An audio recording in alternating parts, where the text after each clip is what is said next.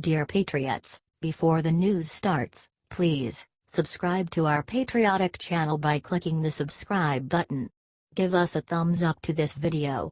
Don't forget to leave your opinion below in the comments section. Share the news on Facebook and Twitter so you friends see it. Thank you. This Democrat senator just flipped on live TV and unveiled Hillary Clinton's treasonous secret.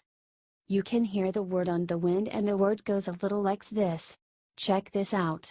West Virginia Senator Joe Manchin just tore into Hillary Clinton and the fact that the DNC funded the dossier on Donald Trump by Christopher Steele. That sounds confusing. Let's simplify it. Watch this crazy video below.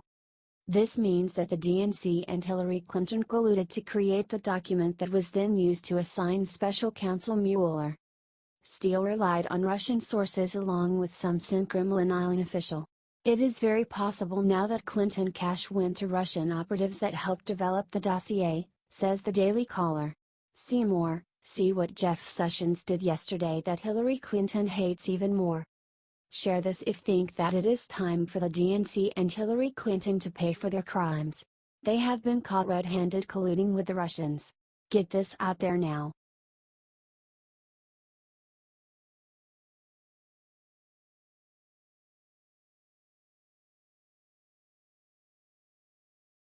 Today on her birthday, Donald Trump Jr. handed Hillary Clinton the worst news of her life. Donald Trump Jr. just outdid himself and trolled her with an epic happy birthday. The tweet immediately went viral.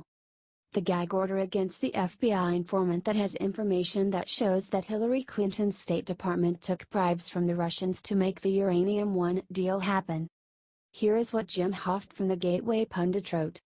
Share this to wish Hillary Clinton a happy birthday.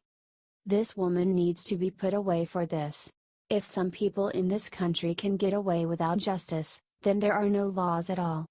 God bless the United States.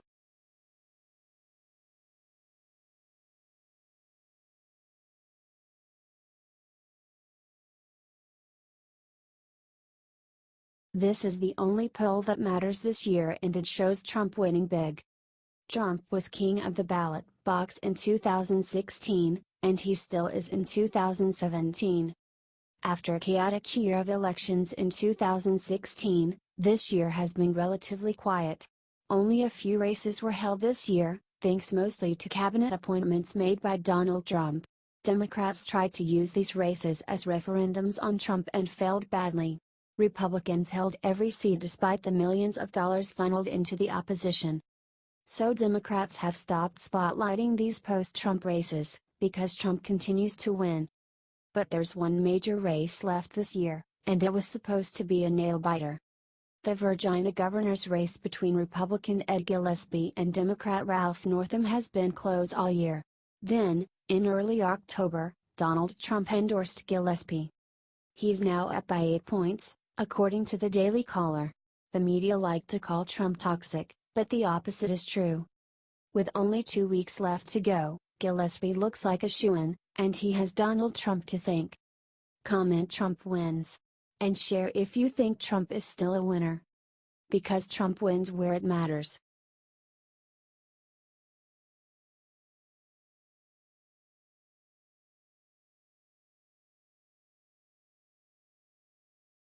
Jeff Sessions sends judges blocking Trump scurrying back to law school with one brutal fact. U.S. Attorney General Jeff Sessions has had enough of the activist federal judges blocking Trump's policies and sent them running back to law school with one simple sentence. According to Fox News, speaking at the Heritage Foundation, Sessions said of these judges, "The Constitution gives judges no right to veto a president's actions because they disagree with him on policy grounds. No, it does not. Go back to law school, boys. You need a refresher course on the rule of law."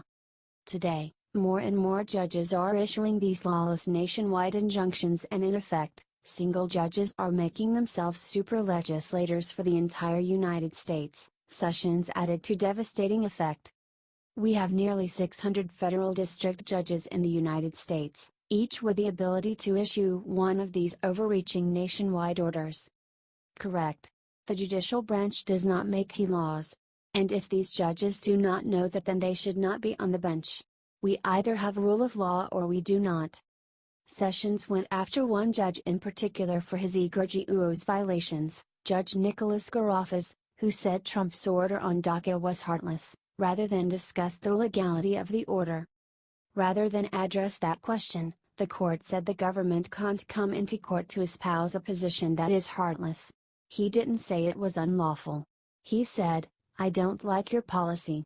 A judge's comments on policy like this is offensive, and it's disrespectful of the legislative and executive branches and to the fine attorneys in the Department of Justice.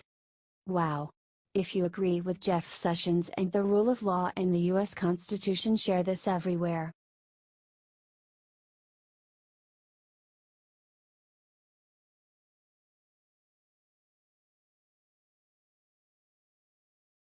Trump just came out and pointed out something massive buried in the JFK Files. The long-awaited JFK Files have finally been unearthed in all their glory. According to Nation One News Foundation, 2,800 documents will be released today and the rest will be released over the next 180 days. Trump hasn't received requests from the CIA or FBI to keep any of the following documents under wraps. President Trump just said the following about the release. He said that public deserves to know as much as possible about the JFK assassination. Executive departments and agencies have proposed to me that certain information should continue to be redacted because of national security, law enforcement, and foreign affairs concerns. I have no choice today, but to accept those redactions rather than allow potentially irreversible harm to our nation's security. To further address these concerns, I am also ordering agencies to re-review each and every one of those redactions over the next 180 days, said the statement. Assange said the following on Twitter about the fact that the documents are being delayed. Assange is wrong, though. According to the Nation One News Foundation, Trump is going to be choosing the release times of the files. This means that Trump is going to drag this out and make it very hard for the swamp to get out of this one. Share this if you can't wait to see what comes out of this release. Do you think the US government killed JFK? We'll keep you updated here at Liberty Writers.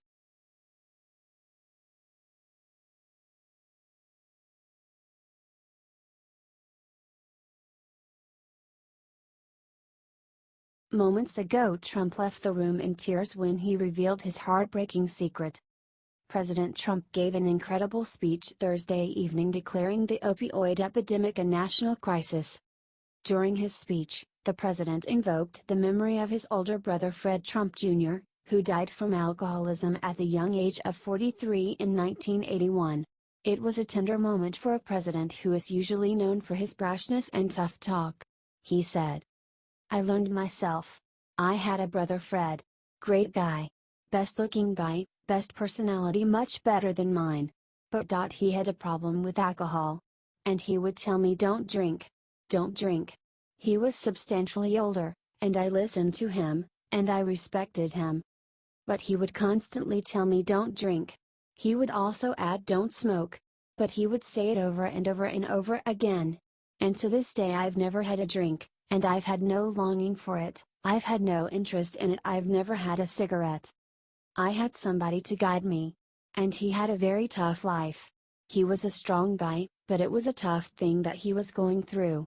But I learned because of Fred. I learned.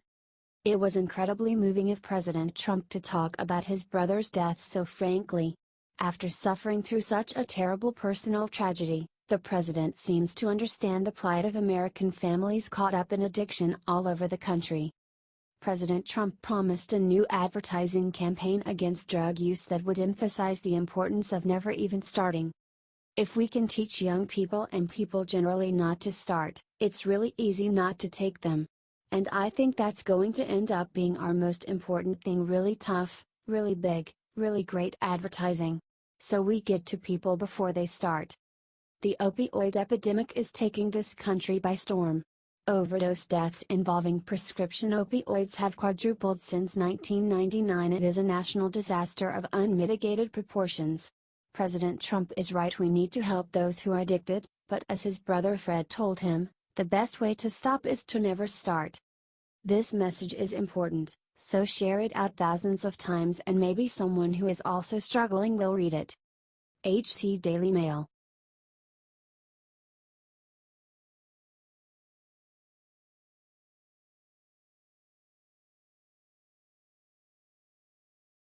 Ron Rosenstein breaks silence, admits one thing that proves Trump's innocent of everything. The truth shall set Trump free, or in the case of the Democrats, the truth shall make them cry.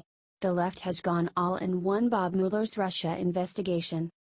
They hold out hope, despite all evidence to the contrary, that the Trump-Russia collusion story will pan out and bring down the president. They haven't really thought it through because the Republicans would still be in control of everything. But they are out there still waiting with bated breath for Bob Mueller to get off his broom and deliver them from supposed evil. Or they were. That is all over now. Because Bob Mueller's boss, Deputy Attorney General Rod Rosenstein, just officially turned the liberal Russia dream into their worst nightmare. Speaking to the Washington Post, Rosenstein put an end to the nonsense, saying simply that it takes a lot more to influence Americans than a few ads on Facebook. You know, American citizens are pretty savvy, and they decide who to vote for. I don't think they'd be influenced by ads posted by foreign governments, Rosenstein said. I think people are more thoughtful about that in the way that they make their decisions. Then he said the words that liberals across America are absurd to avoid but must confront if they want to move on and enjoy the next 8 years. I think what people need to keep in mind is that there's a distinction between people trying to sway American elections and succeeding in swaying American elections. Correct. If this guy says it didn't happen, one must wonder why we are still investigating at all. Share if you agree that Trump's going to serve 2 terms.